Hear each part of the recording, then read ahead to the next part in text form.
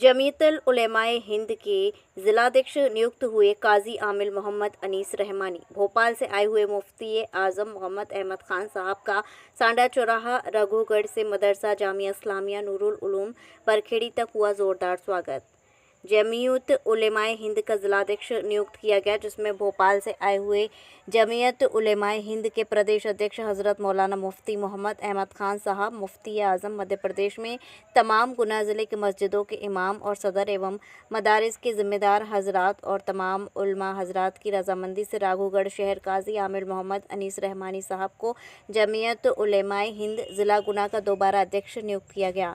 मुफ्ती मोहम्मद अहमद खान साहब ने बताया कि जमीयत उलेमाए हिंद की बुनियाद सन 1919 में रखी गई थी, जिसको आज 105 साल हो चुके हैं और आखिर में हज़रत ने हमारे मुल्क में अमन के लिए दुआ की और इस मुबारक मौके पर काजी आमिल मोहम्मद अनीस रहमानी साहब को तमाम लोगों ने मुबारकबाद दी।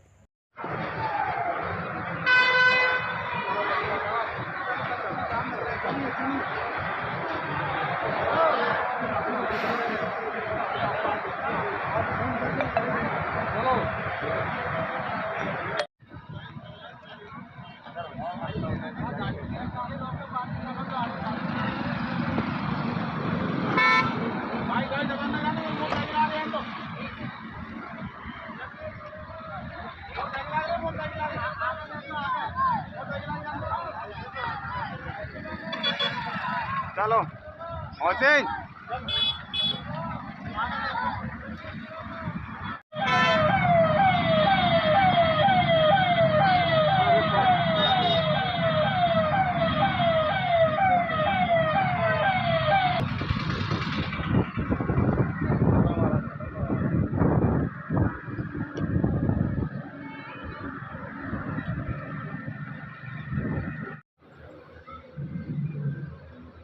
माशाअल्लाह।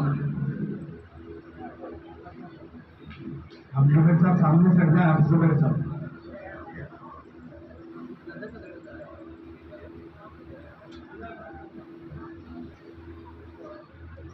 माशाअल्लाह माशाअल्लाह।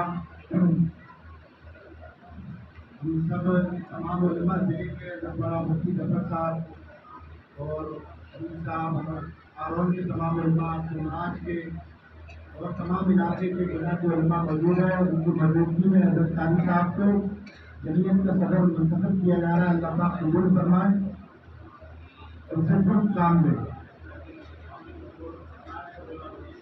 बुजुर्गों की राय से जिन्होंने दारुल देवबंद को कायम किया, उन्होंने उनकी राय से अल्लाह ताला ने 1919 के अंदर जमीयत उलमा का क़याम करवाया। ये वो दूसरी जमात तैयार हुई। एक तो हो गई कुरान और हदीस की हिफाजत करने वाली, दूसरी इस मुल्क को अंग्रेजों से भगाने वाली, दूसरी अंग्रेजों से लड़ने वाली, दूसरी अंग्रेजों से जिहाद करने वाली। ये दूसरी जमात तैयार हो गई। कौन सी साहब? जमीयत उलमाए हिंद। क्यों साहब, ये मालूम है? नहीं मालूम आपको? इसका क़याम कब हुआ? 1919 में हुआ और आज अल्हम्दुलिल्लाह इस जमात को कायम हुए 105 साल मुकम्मल होने जा रहे हैं। तो ये वो जमात है जो सबसे पहली हमारी मदारिस की जमात कायम हुई, दूसरी जमात अंग्रेजों से लड़ने के लिए कायम हुई और जो कोई मसाइल हो, कोई परेशानी हो, हुकूमत से टकराने की, हुकूमत से बात करने की, वो अल्लाह ताला ने इस जमात को कायम फरमाया। फिर उस वक्त ये जमात जब कायम हो गई तो हमारे अकाबिर ने, हमारे बुजुर्गों ने ये कहा कि अब हम अकेले लड़ रहे थे, नाकाम हो रहे थे, क्योंकि कुछ लोग अंग्रेजों से जाके मिल जाते थे, अंग्रेजों की गुलामी करते थे और अंग्रेजों से मुखबिरी करते थे मुसलमानों की। तो हमारे असलाफ ने, हमारे बुजुर्गों ने ये कहा कि अब हिंदुओं को साथ लो, हिंदू और मुसलमान मिलकर इस मुल्क में जंग लड़ेंगे और जंग को जीतेंगे। तो फिर सबसे पहले उस वक्त गांधी जी पढ़ के आए थे इंग्लैंड से।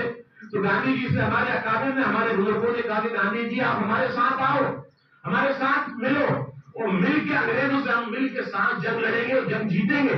तो गांधी जी को साथ लिया और गांधी जी से बात की। तो गांधी जी ने कहा कि मैं क्या करूंगा इसमें?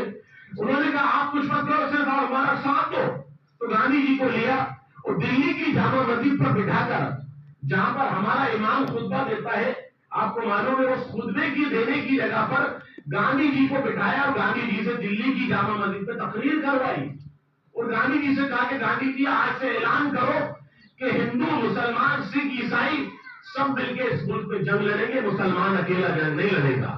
और हम लड़ रहे थे, नाकाम हो रहे थे, हार रहे थे। तो अल्हम्दुलिल्लाह फिर उस वक्त जब गांधी जी ने ऐलान किया तो उस वक्त हिंदू हमारे साथ हुए और हमने तो अकेले 150 साल इस मुल्क पे जंग लड़ी है, तो साथ लड़ी नहीं लड़ी।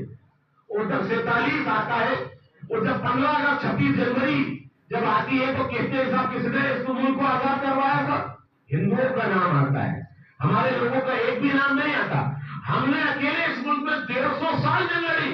फिर जब उसके बाद जब गांधी जी ने ऐलान कर दिया, उसके बाद हिंदू और मुसलमान साथ हुए और मिलकर इस मुल्क में अंग्रेजों से जंग लड़ी और अल्हम्दुलिल्लाह लड़ते लड़ते इस मुल्क में अंग्रेजों को भागना पड़ा, इस मुल्क से अंग्रेजों को छोड़ना पड़ा और अल्हम्दुलिल्लाह ये मुल्क में अंदर जंग जीते और मुसलमानों ने, हिंदुओं ने, सिखों ने, ईसाइयों ने मिलकर इस मुल्क को आजाद कराया।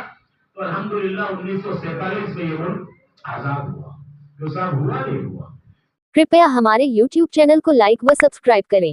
बेल आइकॉन दबाएं। ताज़ा खबरों के लिए हमसे जुड़े रहें।